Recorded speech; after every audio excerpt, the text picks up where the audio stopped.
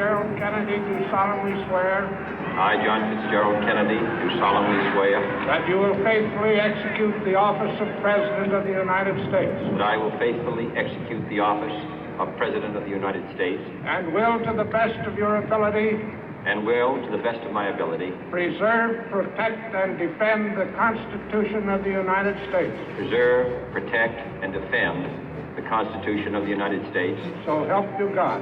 So help me God.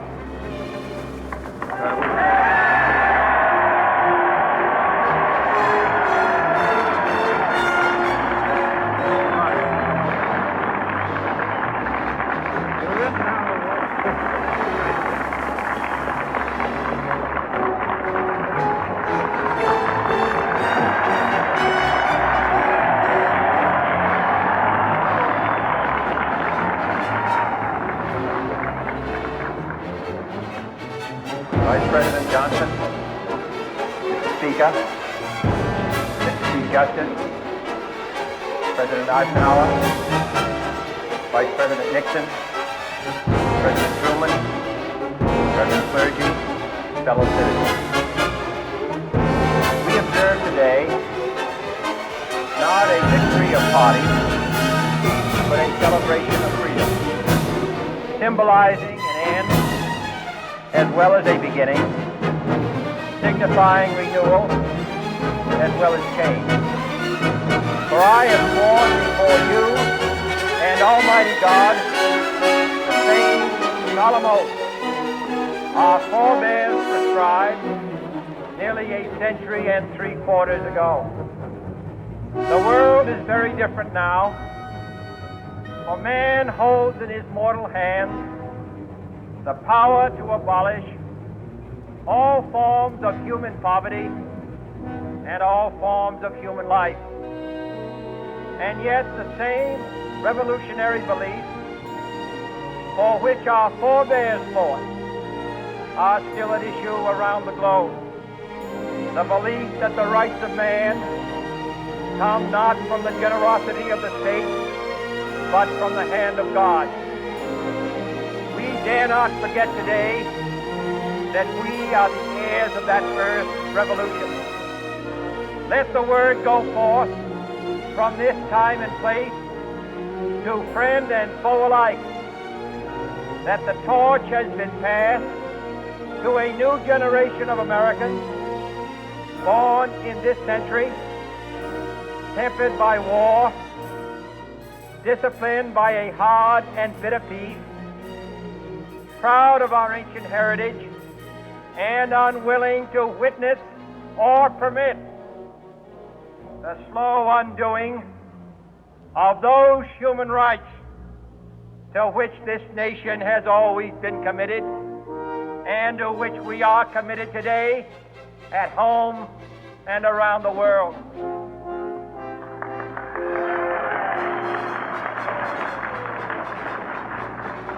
Let every nation know, whether it wishes us well or ill, that we shall pay any price, bear any burden, meet any hardship, support any friend, oppose any foe to assure the survival and the success of liberty.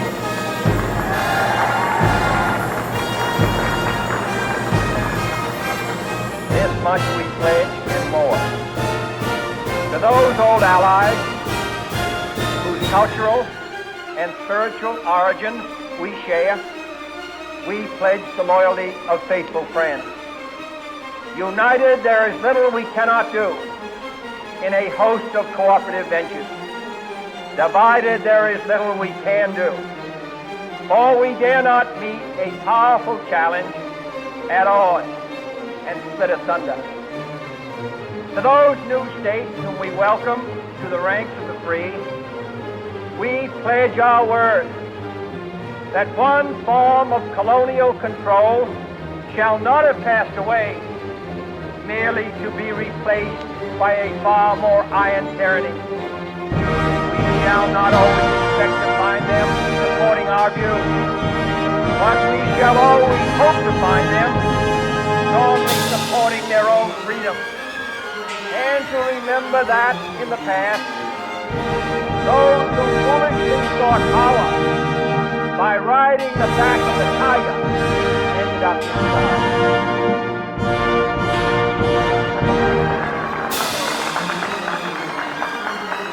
To those people in the huts and villages of half the globe, struggling to break the bonds of mass misery, we pledge our best efforts to help them help themselves.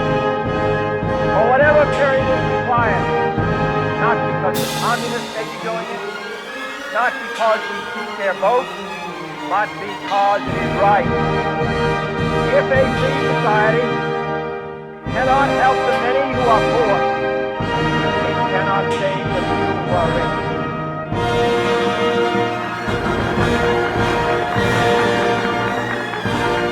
To our sister republic, south of our border, we offer a special pledge to convert our good words into good deeds. In a new alliance of progress, to assist free men and free government in casting off the chains of poverty. But this peaceful revolution of hope cannot become the prey of hostile powers. Let all our neighbors know that we shall join with them to oppose aggression or subversion anywhere in the Americas. And let every other power know that this hemisphere intends to remain the master of its own house.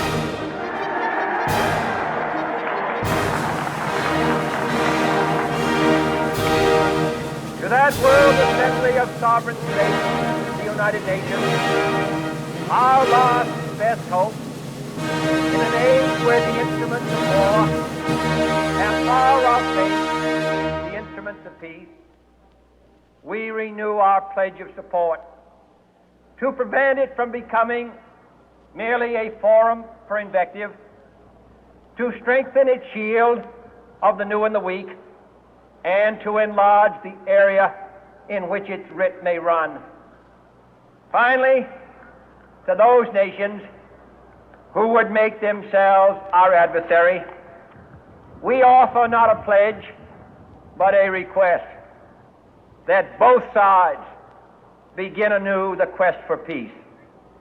Before the dark powers of destruction, unleashed by science, engulf all humanity in planned or accidental self-destruction.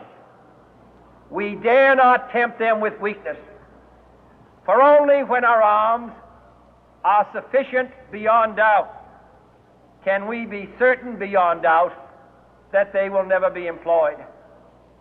But neither can two great and powerful groups of nations take comfort from our present course, both sides overburdened by the cost of modern weapons, both rightly alarmed by the steady spread of the deadly atom, yet both racing to alter that uncertain balance of terror that stays the hand of mankind's final war. So let us begin anew, remembering on both sides that civility is not a sign of weakness, and sincerity is always subject to proof. Let us never negotiate out of fear, but let us never fear to negotiate.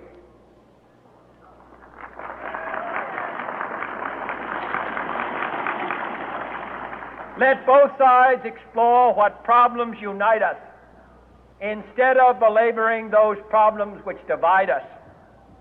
Let both sides, for the first time, formulate serious and precise proposals for the inspection and control of arms, and bring the absolute power to destroy other nations under the absolute control of all nations.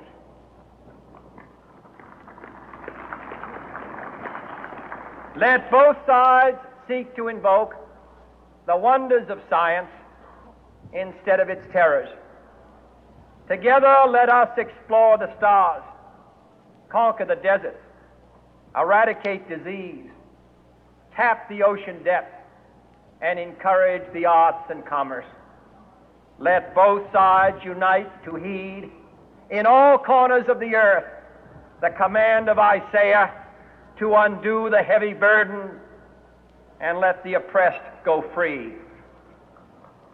And if a beachhead of cooperation may push back the jungle of suspicion, let both sides join in creating a new endeavor, not a new balance of power, but a new world of law, where the strong are just and the weak secure and the peace preserved.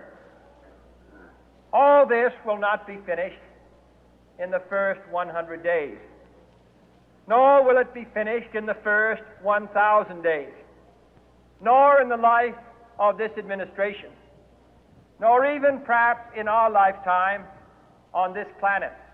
But let us begin.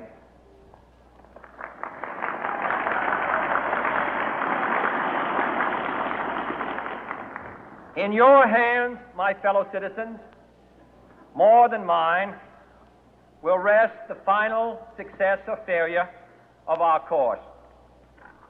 Since this country was founded, each generation of Americans has been summoned to give testimony to its national loyalty. The graves of young Americans who answered the call to service surround the globe. Now the trumpet summons us again, not as a call to bear arms, though arms we need, not as a call to battle, though in battle we are, but a call to bear the burden of a long twilight struggle, year in and year out, rejoicing in hope, patient in tribulation, a struggle against the common enemies of man, tyranny, poverty, disease, and war itself. Can we forge against these enemies a grand and global alliance, north and south, east and west, that can assure a more fruitful life for all mankind? Will you join in that historic effort?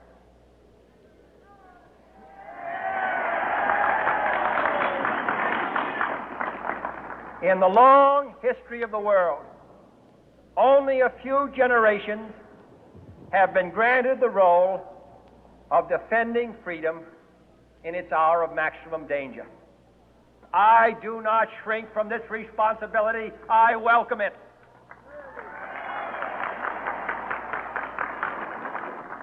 I do not believe that any of us would exchange places with any other people or any other generation. The energy, the faith, the devotion which we bring to this endeavor will light our country and all who serve it. And the glow from that fire can truly light the world. And so, my fellow Americans, ask not what your country can do for you. Ask what you can do for your country.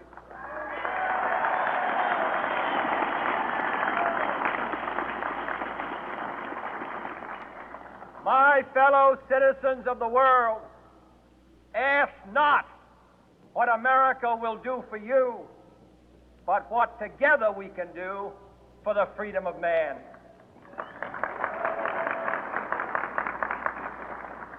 Finally, whether you are citizens of America or citizens of the world, ask of us here the same high standards of strength and sacrifice which we ask of you. With a good conscience, our only sure reward, with history the final judge of our deeds, let us go forth to lead the land we love, asking His blessing and His help, but knowing that here on earth God's work must truly be our own.